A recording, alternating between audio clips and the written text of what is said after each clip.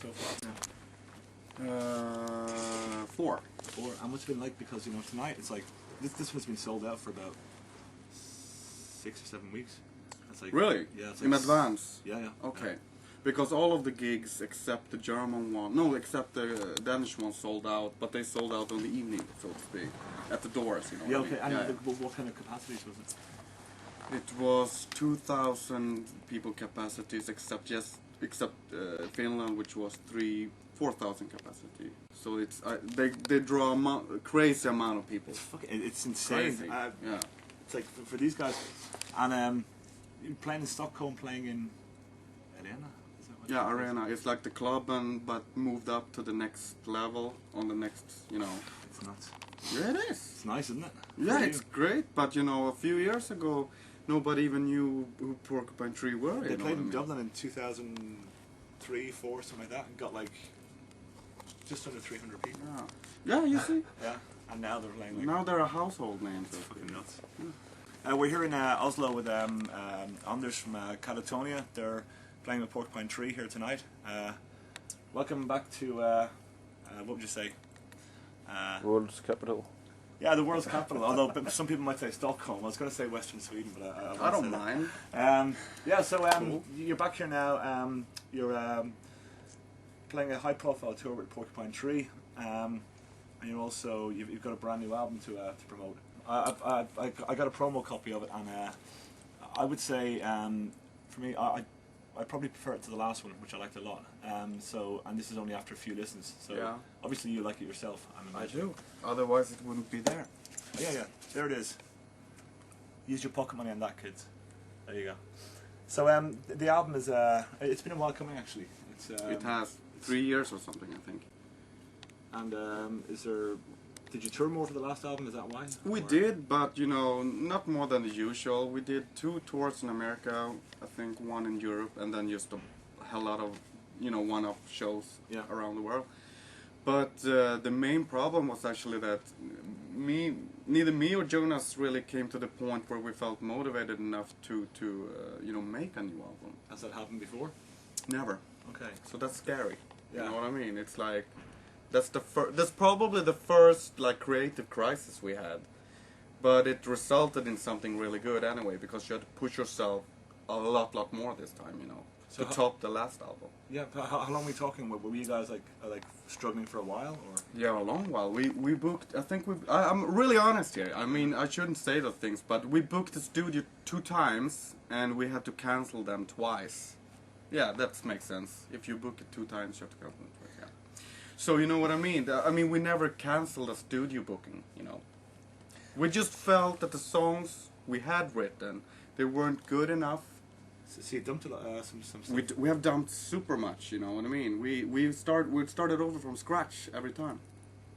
Okay. And so what made you so sure that you were on the right track when you started with the songs that are on the album? Because it just flowed when we started again. Yeah, okay. Everything wrote itself.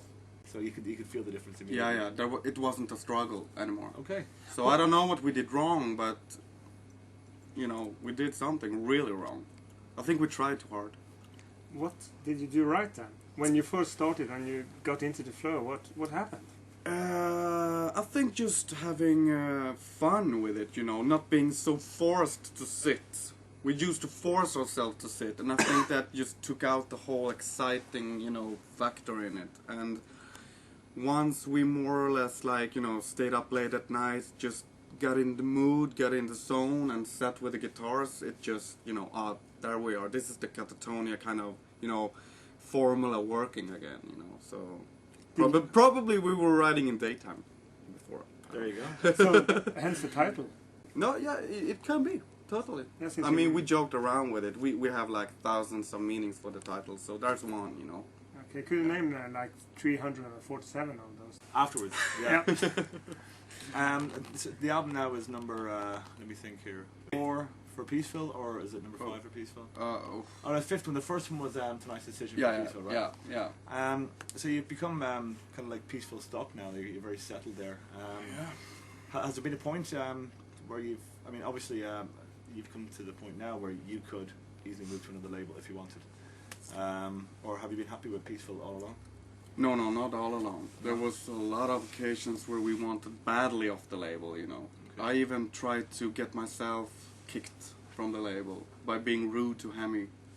Around what period was this? This was around, I think, just before Viva Emptiness. Really? Yeah. Because the last Fair Deal Gone Down was a bit of a breakthrough. So what was? Yeah, it was in some kind of sense, but we expected a lot more than that. Okay. Really a lot more, and things just wasn't happening at the time, especially in America. Nothing was going on for us. Peaceful has always struggled in America. Yeah. And still are in a way, Yeah. you know. Yeah. Was that why you included the song 1 year from now? You're Okay. reading between the lines. Yeah, but you know, it's like things worked out in the end. There was another buyer buying Peaveville Records called Snapper Yeah, Music. Snapper took yeah, over, yeah, right, yeah. yeah. They took over the whole label. And once those guys came in, everything got really, really well organized, and you know, a lot of finances put into the whole thing. And yeah, you could see on the last album, they wanted us to release 3 videos, 3 singles. We didn't ask for it. You know That was what I after mean? Snapper. They said, let's do another one. Let's do another one. Why aren't you guys touring more? You know, who do you want to go out with? They, you know, just kept on doing that kind of push. So they saw the potential in Yeah. Katatonia, They did. which Peaceville, obviously.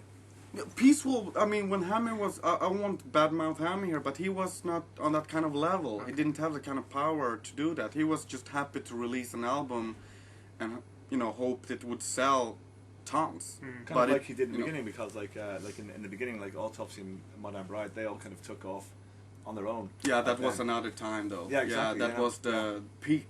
Yeah. Yeah. So. And but nowadays, Snapper, of course, has been quite powerful because they were running distribution beforehand. So, is it a label that is it the right label for you now? You have no. You can never know if it's the right label. There probably are other labels out there right now that might be better, but we're comfortable being on So Snapper there right isn't now. another label that you would choose at the drop of a hat, or nothing in particular anyway. We have offers. We have a lot of offers. Are you still under contract right now? It's ending on this one. Really? Yeah, Okay, so there could be a new home afterwards. could be. So they could, if they don't promote it well and sell worse, you have to stick with them. But if, anyways, and those conspiracy theories. Yeah. About Paul mentioned already about that you're touring now with Porcupine Tree, which is kind of an achievement as far as size goes for that band at least. So how did that happen? How did you get onto that bill? Steven Wilson. He approached us and said, "Love your band. Why don't you come on tour with us?" Easy as that. That's simple, yeah. You know. Yeah. What do you say? No. No. It wouldn't be the Let's smartest go. move to say no. And you're going after this.